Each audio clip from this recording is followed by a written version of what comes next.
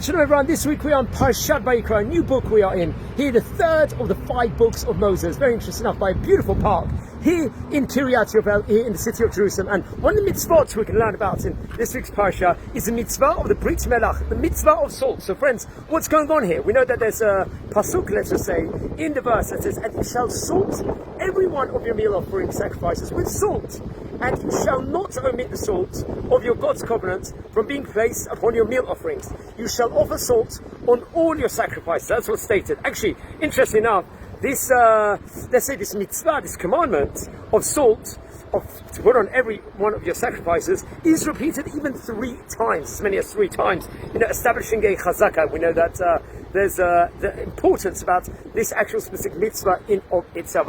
Obviously, we know that salt can change a food. It can go from something really, really bad to something really good with a bit of salt. If you put too much salt on, it can destroy your food, potentially. It's got that power. Just a few sprinkles can change an entire gigantic amount of it. But another idea is that the salt is a kavanah, let's just say the intention, and the mental concentration with which we can study Torah with and perform our mitzvot. That can be like a intention, let's just say, and excitement and passion it generates. It can represent the excitement, just like salt can take out blood from a meat that hasn't been salted, or to kosher the meat and stuff like that. It's got that intrinsic powers of it. And God repeats, let's just say, Hashem repeats His instruction.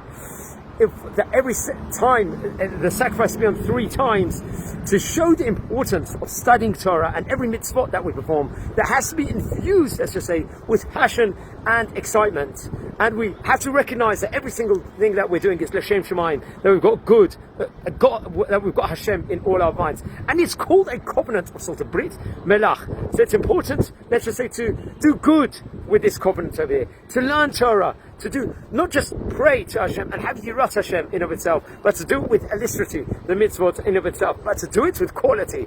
And as we learn over here, with the salt, quality does count. Quality and quantity, both these aspects.